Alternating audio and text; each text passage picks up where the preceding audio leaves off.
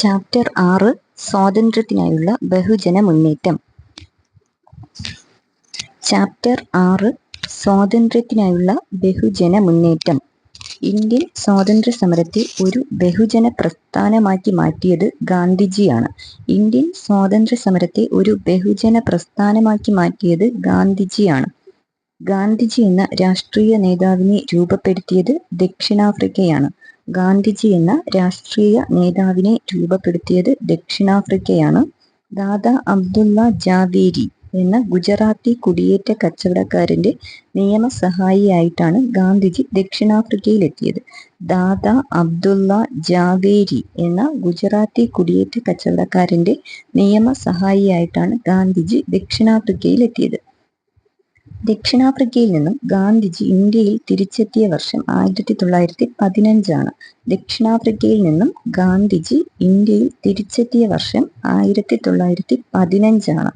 1917 ചമ്പാരനിലെ നീലം കർഷകരുടെ പ്രശ്നങ്ങളിൽ ഇടപെടാൻ ഗാന്ധിജിയെ സ്വാധീനിച്ച ചമ്പാരൻ സ്വദേശിയാണ് രാജ്കുമാർ ശുക്ല. 1917 ചമ്പാരനിലെ നീലം കർഷകരുടെ പ്രശ്നങ്ങളിൽ ഇടപെടാൻ ഗാന്ധിജിയെ സ്വാധീനിച്ച ചമ്പാരൻ സ്വദേശിയാണ് രാജ്കുമാർ ശുക്ല. 1918 വേതന വർധനവ് ആവശ്യപ്പെട്ടുകൊണ്ടുള്ള അഹമ്മദാബാദിലെ തുണിമിൽ തൊഴിലാളികളുടെ സമരത്തിൽ ഗാന്ധിജി പങ്കെടുത്തു.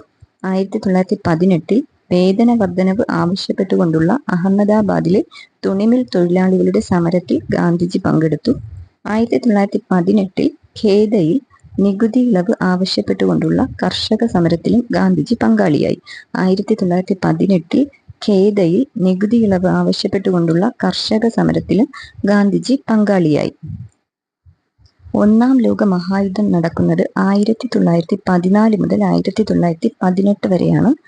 ഒന്നാം ലോക മഹായുദ്ധം നടക്കുന്നത് 1914 മുതൽ 1918 വരെയാണ്. ഒന്നാം ലോക യുദ്ധം ഇന്ത്യയുടെ സാമ്പത്തിക സ്ഥിതിയിലും പ്രത്യാഘാതങ്ങളുണ്ടാക്കി.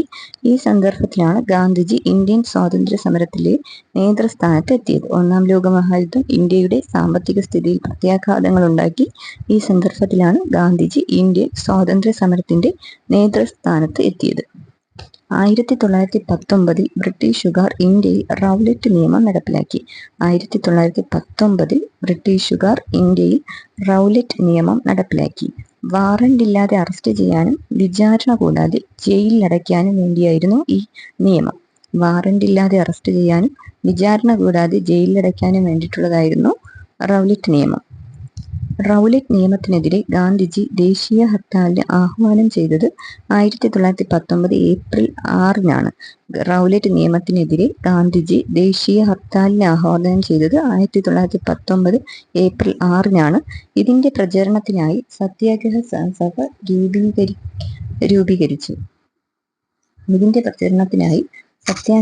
രൂപീകരിച്ചു.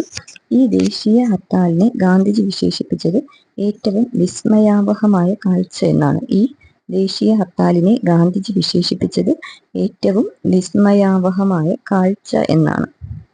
ജാലിയൻ വാലാബാഗിൽ വെടിയുതിർക്കാൻ ഉത്തരവ് നൽകിയ ബ്രിട്ടീഷ് സൈനിക ഉദ്യോഗസ്ഥനാണ് ജനറൽ റെജിനാൾഡ് ഡയർ.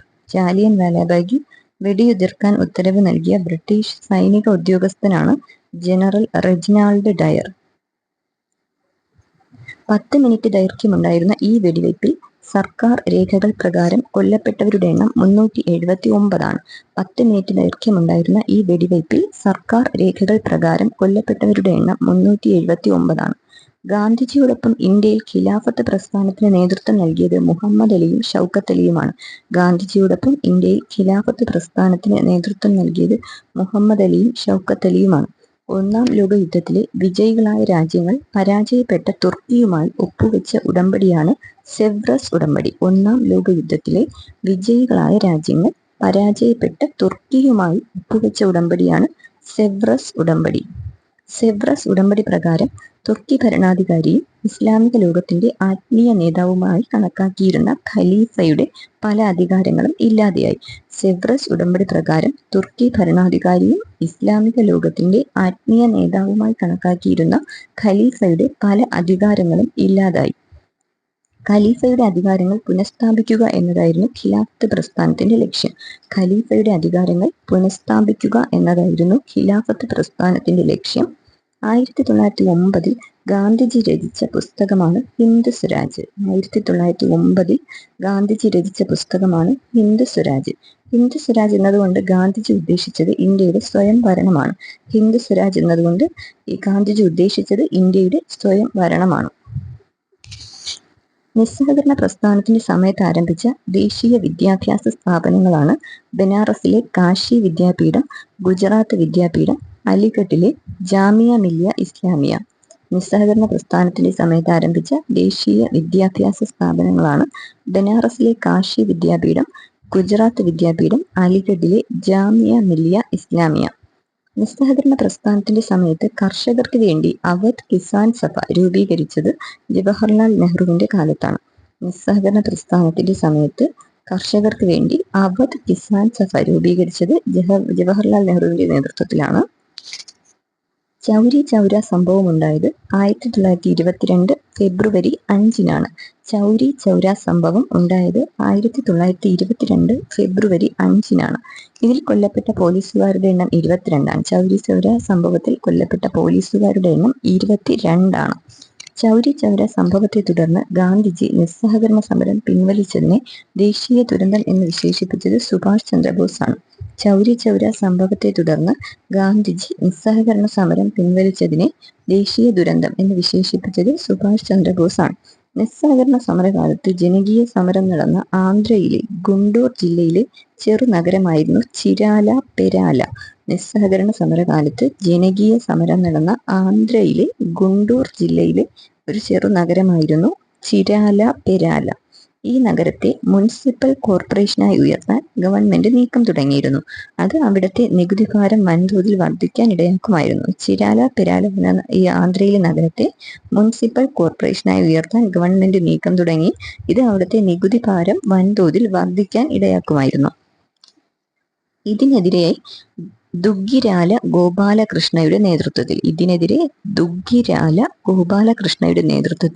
15,000-ഓളം ജനങ്ങൾ നികുതി നിഷേധ സമരം നടത്തുകയും നഗരം ഒഴിഞ്ഞു പോവുകയും ചെയ്തു. 11 മാസക്കാലം അവർ മറ്റൊരിടത്താണ് കഴിഞ്ഞത്. ഇതിനെതിരെ ദുഗ്ഗിരാല ഗോപാലകൃഷ്ണയുടെ നേതൃത്വത്തിൽ 15,000-ഓളം ജനങ്ങൾ നികുതി നിഷേധ സമരം നടത്തുകയും നഗരം ഒഴിഞ്ഞു പോവുകയും ചെയ്തു. 11 മാസക്കാലം ഇവർ മറ്റൊരിടത്താണ് കഴിഞ്ഞത്. സ്വരാജ് പാർട്ടി രൂപീകരിച്ച വർഷം 1923ആണ്. സ്വരാജ് പാർട്ടി രൂപീകരിച്ച വർഷം 1923ആണ്. സ്വരാജ് പാർട്ടിയുടെ രൂപീകരണത്തിന് നേതൃത്വം നൽകിയത് CR ദാസും മോത്തിലാൽ നെഹ്റുവുമാണ്. സ്വരാജ് പാർട്ടിയുടെ രൂപീകരണത്തിന് നേതൃത്വം നൽകിയത് CR ദാസും മോത്തിലാൽ നെഹ്റുവുമാണ്. ഗാന്ധിജിയും ശ്രീനാരായണ ഗുരുവും തമ്മിൽ കണ്ടുമുട്ടിയത് 1925 മാർച്ച് 12-ന് വർക്കലയിലെ ശിവഗിരി മഠത്തിനടുത്തുള്ള വനജാക്ഷി മന്ദിരത്തിൽ വെച്ചാണ്. ഗാന്ധിജിയും ശ്രീനാരായണ ഗുരുവും തമ്മിൽ കണ്ടുമുട്ടിയത് 1925 മാർച്ച് 12-ന് വർക്കലയിലെ ശിവഗിരി മഠത്തിനടുത്തുള്ള വനജാക്ഷി മന്ദിരത്തിൽ വെച്ചാണ്. ആന്ധ്രയിലെ ഗോത്ര ജനത നടത്തിയ ഒരു സമരമാണ് റാംപ ലഹള. ആന്ധ്രയിലെ ഗോത്ര ജനത നടത്തിയ ഒരു സമരമാണ് റാംപ ലഹള. റാംപ ലഹളയ്ക്ക് നേതൃത്വം നൽകിയത് അല്ലൂരി സീതാരാമരാജുവാണ്. റാംപ ലഹളയ്ക്ക് നേതൃത്വം നൽകിയത് അല്ലൂരി സീതാരാമരാജുവാണ്. ബ്രിട്ടീഷ് വനനിയമങ്ങൾ കാരണം വനങ്ങളിൽ കാലി മേയ്ക്കാനുള്ള അവകാശങ്ങൾ തടയപ്പെട്ടതും കൊള്ളപ്പലിശക്കാരുടെ ചൂഷണവുമായിരുന്നു അവരെ സമരത്തിന് പ്രേരിപ്പിച്ചത്. ബ്രിട്ടീഷ് വനനിയമങ്ങൾ കാരണം വനങ്ങളിൽ കാലി മേയ്ക്കാനുള്ള അവകാശങ്ങൾ തടയപ്പെട്ടതും കൊള്ളപ്പലിശക്കാരുടെ ചൂഷണവുമായിരുന്നു അവരെ സമരത്തിന് പ്രേരിപ്പിച്ചത്.